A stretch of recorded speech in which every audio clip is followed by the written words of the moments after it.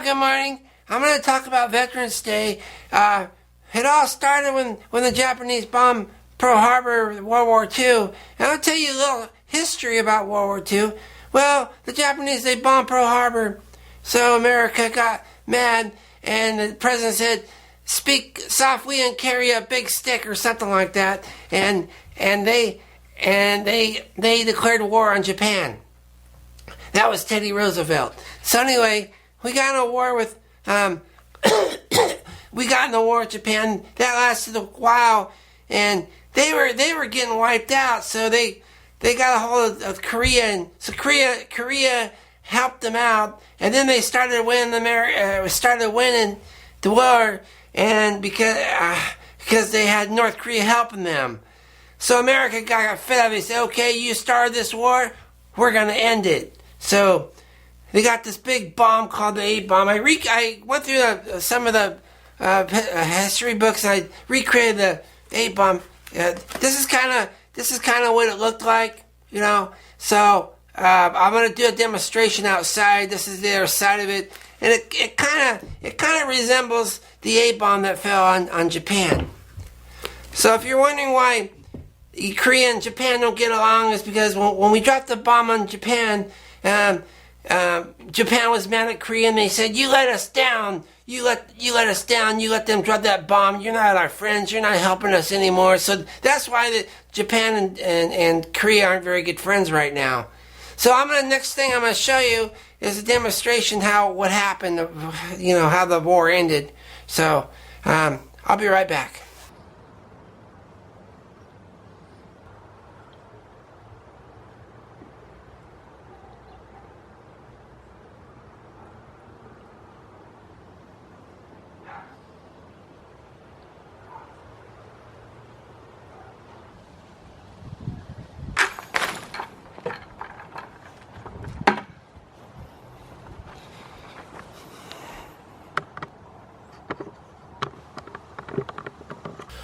Okay, well, I hope you have a better understanding what happened. But anyway, next time you see a veteran out at a pizza parlor or walking around, you can find them because they're usually wearing these hats that say, "I'm a veteran," or sometimes they have NASCAR or Simplify on their hats, and that's how you find out who they are. A lot of them have beards too. So just make sure you tap them on the shoulder, give them a hug, and thank you for, just tell them thank you for serving our country. And as he or she's turned away, they'll walk away. You just say to them, you say, "You as a veteran meant a lot to me. There are no battlefields you can't walk on without using your weapons. When the night sky turns bright with searchlights and smoke, you can look in the mirror and see your reflection.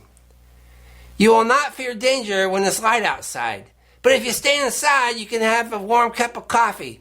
So thank you again, mister, for your service, because that means a lot to me. So happy Veterans Day, everybody. Just remember the vets and what they meant for America. Thank you, and have a good day. Goodbye.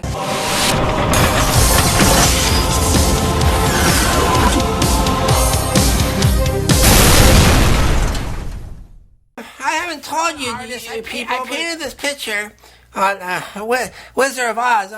I'm a pretty good fan of Wizard of Oz, and basically it's a movie about a little girl, and she meets a scarecrow who needs bravery because he's afraid of the crows, something like that, and she goes, "Well, you come with me." She's getting kind of frustrated. She says, "You come with me, I'm going to make sure you have bravery." So she takes him with him, and they go on this walk, and they're walking, and then the road's yellow. I don't know why it's yellow. Then they run across this Tin Man, and I guess he's all rusty, and she gets some oil, and she oils him up.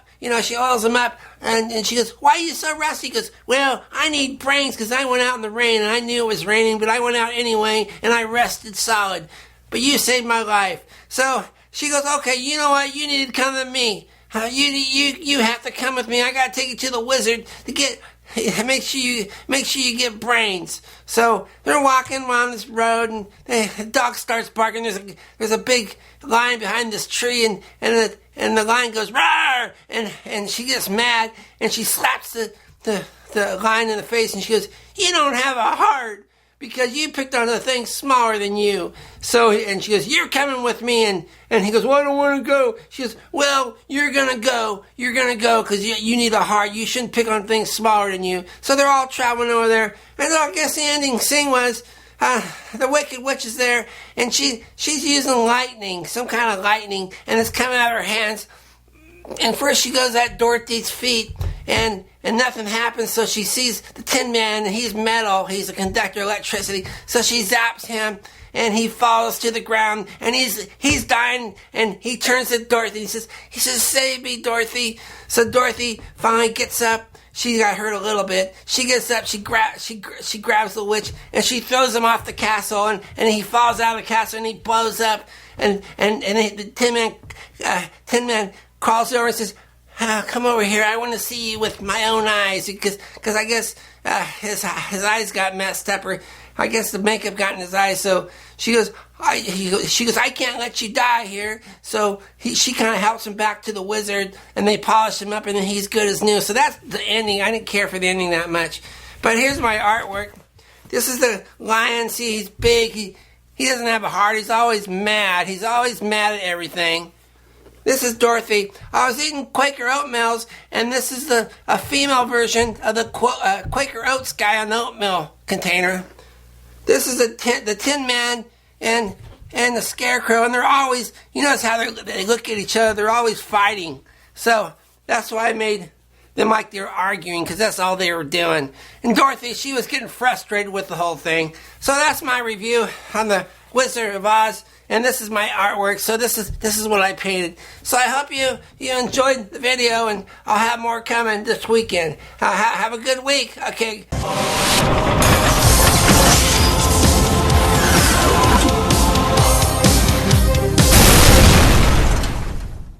Well, hello, YouTube family. My name's John Watt, and I know you're probably bored Thanksgiving week, so I found an activity for you to participate in. This is a rock and roll activity. So what I'm going to do is I'm going to play 5 popular songs, and they're going to be covers done by AC/DC, and they're going to be hits that you already know, but there's going to be a twist to it. I'm going to play other audio things while you're hearing the song, and you're gonna get confused, and you gotta figure out what song I'm singing, what song I'm covering by AC/DC. So here we go. Okay, so this is song number 1. You gotta guess what it is, covered by AC/DC. Don't get too confused. In particular. Here's the first one, is that last year when Alabama was included in the playoff over Ohio State, remember, it was an Ohio State team that had lost 2 games, so the committee was able to skirt around the comparable term with the two teams, Ohio State and Alabama, and not look at the conference championships won, this case being for the Buckeyes. This would be 2 teams with this similar record, 12-1. Can you guess what song that was? Guess what song that was? That was Blondie, One Way or Another. I might have gave it away because I said the main chorus of the lyrics, the song gave it away. Okay, now it's time for number 4.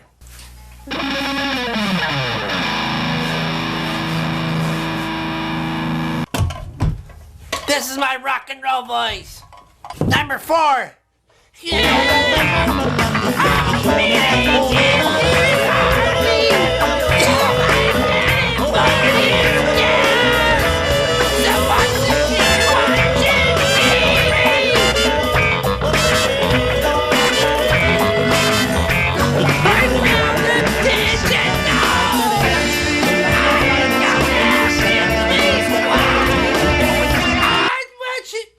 Anyway, that was AC/DC.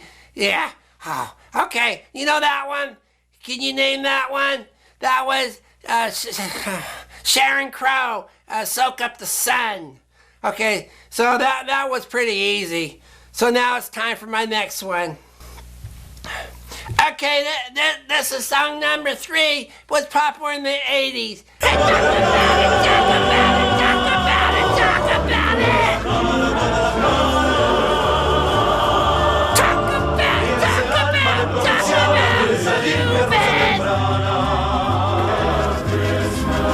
We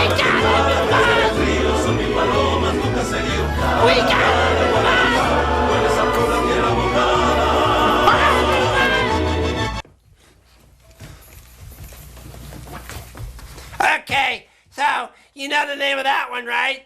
Yep. Can you guess? Okay, I'll tell you. That was Funky Town. I don't know the name of the group, but it was Funky Town. I used to think it was the F word. You know, it kind of sounds like the F word, but it's Funky Town. So that one was number 3. Okay, so the next one is number 4. Rock and roll.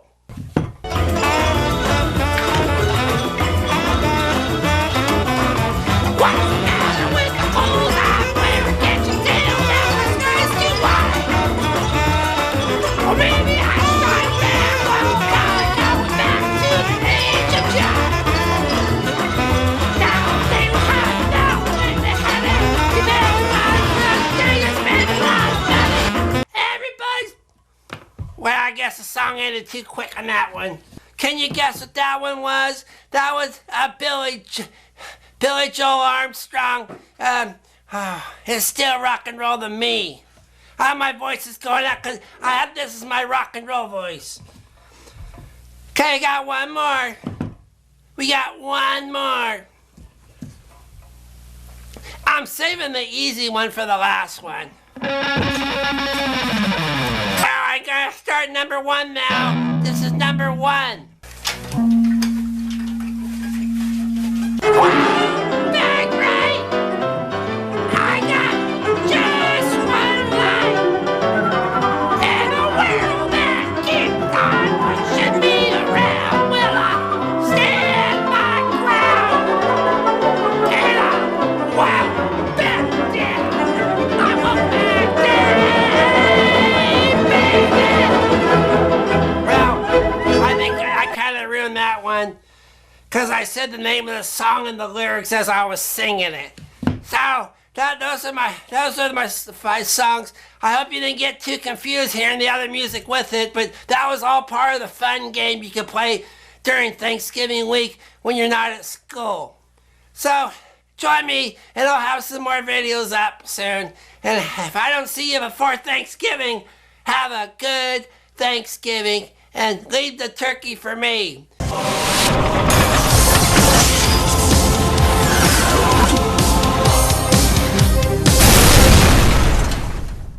Today is December 7th, 1941. No, I'm sorry, it's 2018. But I remember December 7th. I was only 5 years old when it happened. December 7th, 1941, when the Japanese bombed Pearl Harbor. So basically what happened is the Japanese stole an airplane design from Howard Hughes. He was a rich multi-millionaire, and they copied his design and they built a bunch of planes, and they came over and bombed Hawaii. They didn't tell anybody. They just showed their planes. And what were they thinking? You know, because Hawaii wasn't even a state yet.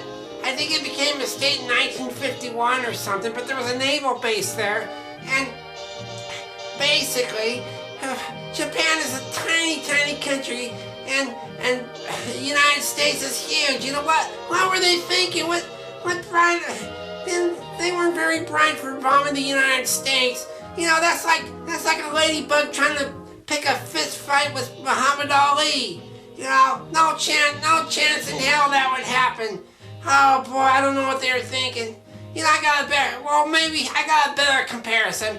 It's like a catfish trying to find a bald eagle. You know, I'm using countries as references because catfish look like they come from Japan, and the bald eagle, well, that's our country's bird. And you know, think about, I don't know, whoever designed those planes, they weren't very bright. First of all, they go, well, we copied the plane from Howard Hughes, so now we're gonna make a great plane for our pilots. So they paint the bottom of the plane gray so it matches the sky. They could have painted it blue, but I guess it was cloudy all the time, so they painted it gray.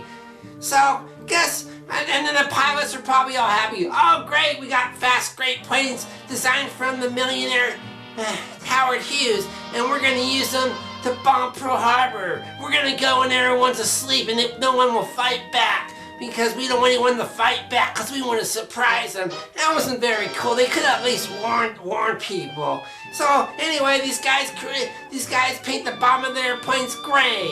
So the Japanese see the plane. Oh, this is great. And then someone had the bright idea of putting a red circle on the bottom of the plane. And oh boy, the pilots probably saw that. And they go, oh, what did you do that for? So that's how the kamikaze, they said they knew they're going to die anyway. They have a red target on the bottom of their plane. They could have put the red circle on the side of the plane where the guys down below wouldn't see it. I don't know. I don't know what they were thinking. Then when you ever see the video clips of them shooting, there's always only one guy in the machine gun on the boat, and he's shooting at the Japanese coming after him with the planes. He's probably thinking, hey, is anyone gonna help me out? You know, he's there shooting and no one's helping him out. I'd be pissed too. He was probably pretty upset because no one was helping them out. After all the bombing and everything, the one guy shooting back, because the other people they weren't even around. The Japanese go, we're gonna bomb, no one's around. So they go back to their aircraft carrier, and they land on the aircraft carrier, and they go back to the general, and the general's kind of upset, and he says, we have unwoken a sleeping giant. Well, what? That's your fault, you know. Why'd you think? You should have known that before you're gonna attack a giant country like America. I bet they regret it now. You know, I've been to Hawaii like 50 times back in the 80s before my wife passed away. Probably around 50 times. And every time I went over there, I saw these Japanese people taking pictures. They're probably trying to figure out why they attacked over there, because they probably regret it. They're thinking, what were they thinking? And they're taking pictures to try to figure out the reason. They're trying to reason the whole thing out. That's the only thing I can think of, because, you know, America was so big and they did something so stupid, you know. Anyway, that's what happened on December 7th, 1941, 5 minutes to 8.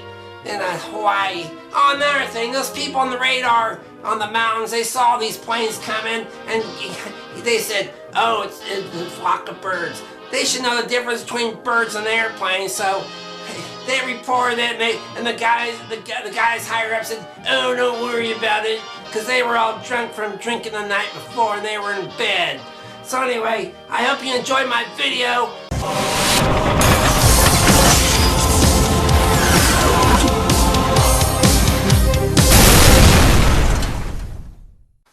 Well, hello. Today I'm going to make a gingerbread house right here.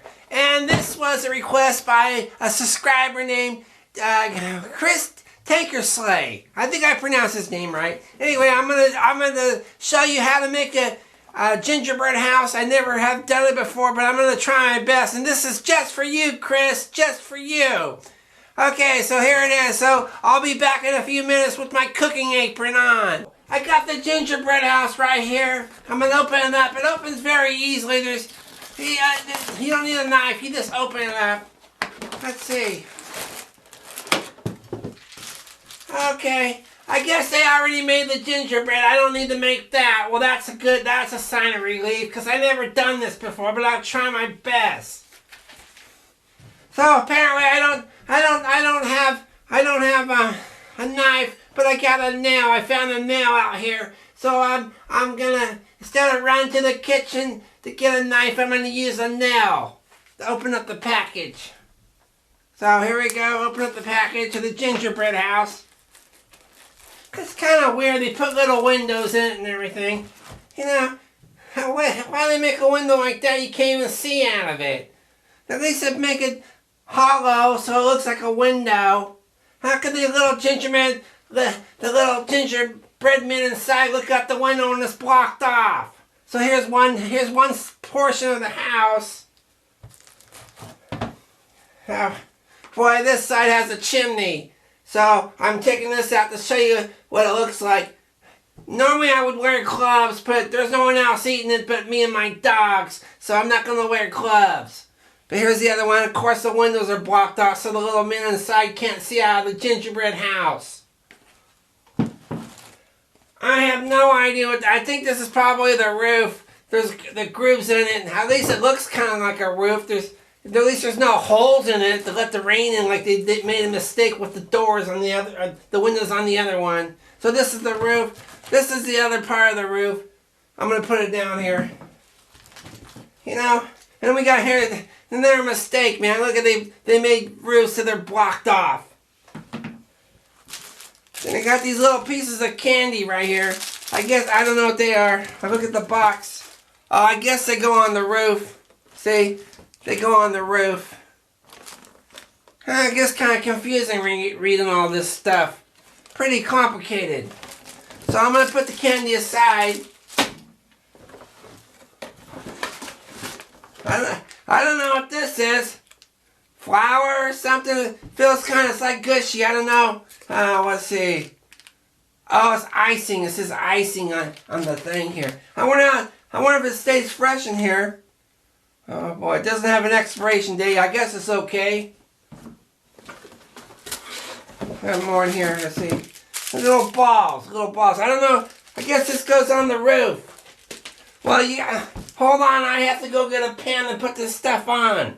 I'm not gonna just leave it on the table. If I'm gonna make a if I put it on the table and make it, I'd have to leave it here and eat it here with my dogs on the table. So I'm gonna go get a dish and put it on the dish. That way I can make it, we can take it out and celebrate New Year's and eat it out there. So just hold on. Okay, so now I'm back. I had to raise this up so you could see it in the camera. What I did, I put some cushions on the table and I got Ralph's doggy blanket for a tablecloth. So here we go. I'm going to place the plate on here. And I don't like to read the instructions. I just look at the pictures and that's how you figure things out. It's too complicated to read the instructions. They're never right anyway. And they're always written in Spanish for some reason. Anyway, here we go. Okay. Apparently, according to the pictures, I gotta use this plastic thing here. So I'm gonna put it on here like that. Okay, next it looks pretty dirty here. Anyway, I got this here. Hold on. Okay, so I got this here.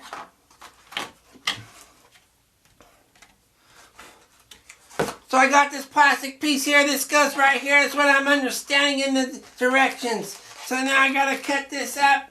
Cut this out, the little pouch here. Oh boy. I don't know why you can't just buy it in the store already made. Instead you taking time to build it when you just buy it in the store and have someone else pay someone else to do it. This is already being pretty ridiculous doing this. So for one thing, it's really hard, so it's kind of hard to push out a little sack. Gosh, man. Why do they make it so hard? At least have it runny. Okay, here it comes out. I'm not even getting this right. I know I'm not. I don't know what I'm doing. I've never done this before. There's spaces in between the thing. All I care about is probably holding the darn thing in place. So as you can see, I just halfway did it because the stuff wouldn't come out. It wasn't thick, and it was too thick. So I guess, yeah, let me see here.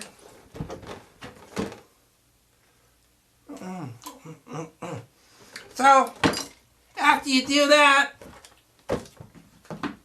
looks like you put,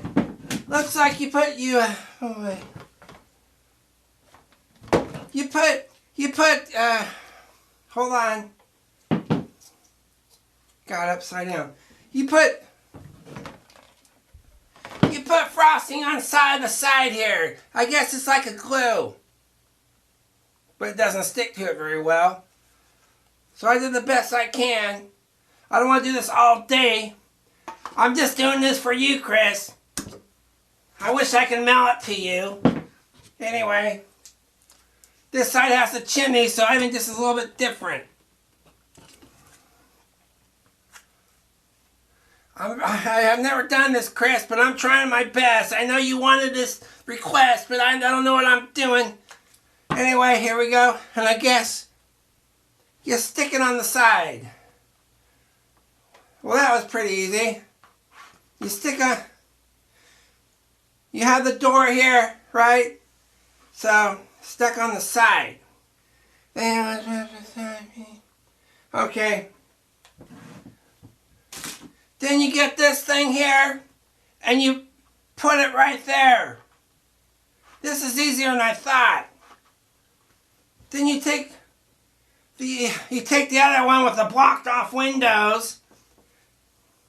Boy, you could trap the little guy in there too, because he can't get out because he's sealed the door. Look at the door sealed. He can't get out. He's stuck in there. He's gonna... I think I put the chimney on the wrong side. The step is right here, but the chimney's on the wrong side, so I gotta switch them. Gosh darn it. Ralph will probably lick all the frosting off his blanket once I return it. So... yeah, Ralph is going to be a happy Yorkie. He's going to have frosting tonight. So now I'm going to put it on the right side.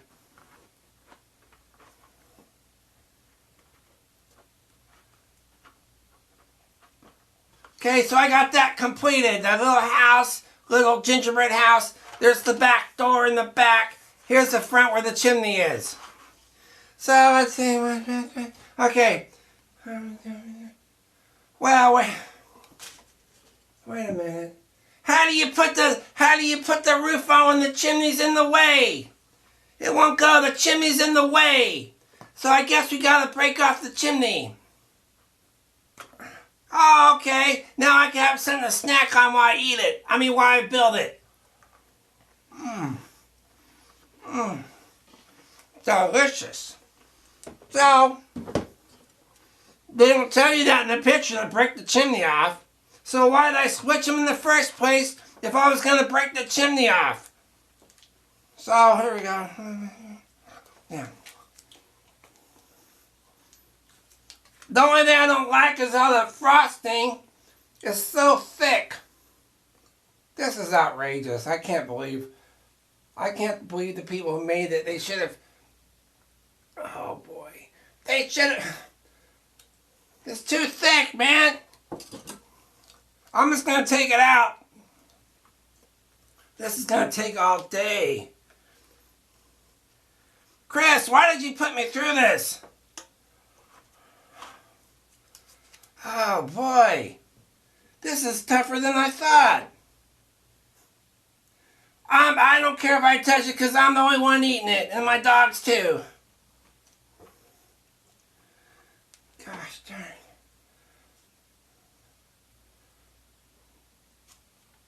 Okay, I got the roof halfway made. I get the best I could do, I guess. So I'm going to put the roof on now. Little gingerbread men are trapped. Sorry, fellas, you're stuck.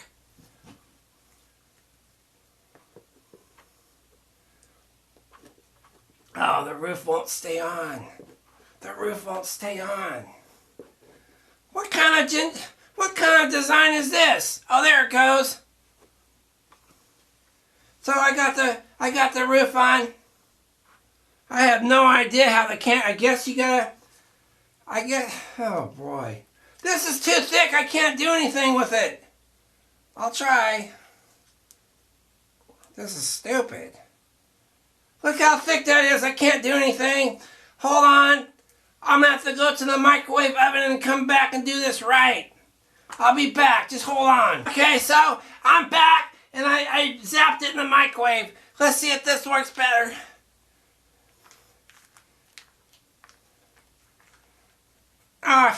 I think I zapped it too long because it's just pouring out. Well, maybe people will think it's snow or something. I don't know. Ow, this is hot bag, man. I heat it too hot. This is outrageous. Seems like they could have an easier way, maybe a tube or something instead of a bag like this. Oh, I guess I have to put it on the windows. I don't know if I don't want to take the time to put it on the... You know what this looks like? It just looks like there was a gingerbread house that was in a snowstorm. Well, I'm going to put snow in the front. This is a disaster. This is horrible. I'm sorry, Chris, but I'm trying my best. I've never done this. And I just don't have the patience to be artistic right now. Oh, boy. At least the bag cooled down quite a bit. Oh, boy. So I guess I got to smear this around. Doesn't look anything like the picture. Or does anything look like the picture like when you see in the store? Oh, I know it looks horrible, Chris. I'm sorry, but I tried the best. It's coming along pretty good, though, I guess. Some things are. Apparently, I was supposed to make a round wreath, but I'm not going to do that. I'm just going to put it on top. Gosh darn it. And they make these bags so hard to open, too. And I got frosting all over the stupid bag. See what I mean? They don't make this stuff easy. I'm really getting frustrated with this thing. I don't know why. What house has this anyway? No one puts candy on their house. Well, then I got these little balls. I guess we could pretend they're like the neighbor's kid and they're playing balls and they leave them on their house. I don't know. Chris. You owe me, Chris. You owe me a coffee next time I see you. If I ever do see you, you owe me a coffee big time. Now it's getting all over the floor and everything. Darn it. Oh, I tell you. Anyway, I'm sorry, Chris. This is the best I can do. I just don't want to take the time because it takes too long. It's frustrating and I don't like to get frustrated. So here we go. So there you go, Chris.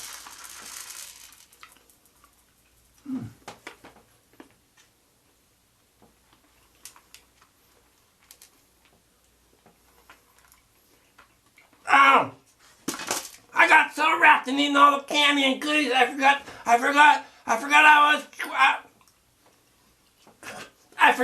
was recording. Well, I hope you enjoy the video, Chris. And the Gingerbread House is just for you. And thank you for watching. And I'm glad this ordeal is over. Have a happy new year from John Watt. And make sure you keep the coffee warm for me.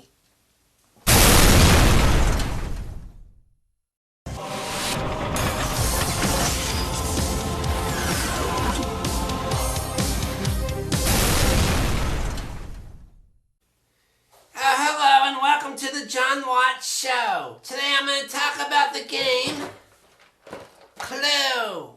Yeah, I got this game in 1986. My wife bought it and she used to like to play it. It's kind of a stupid game. There's different characters in the game. I'm going to open this up and you can guess what the guy's name. It's a green piece, so he's Mr. Green. Then you got a purple piece here, and you'll never guess what his name is. Professor Plum, because he's purple like a plum.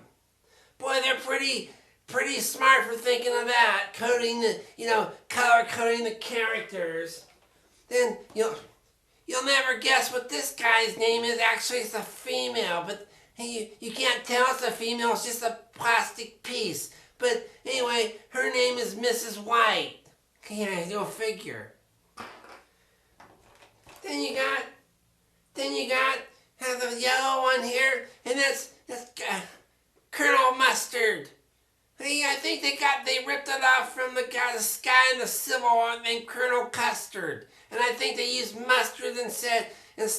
But look what color why is it yellow? 'Cause of mustard.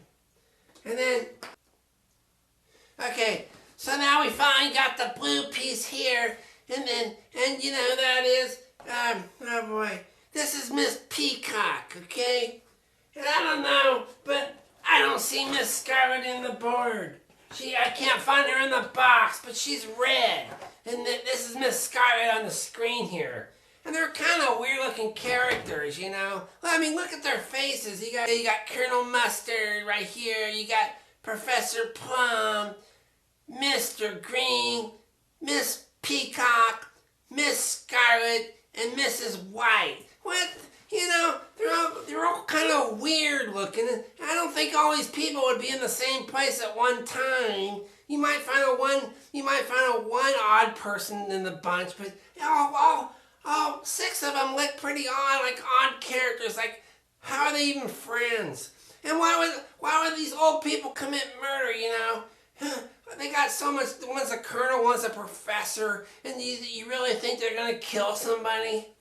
And then when you play the game, you roll the dice and you go around the board and you just sit there and you keep going from room to room, the study, the conservatory.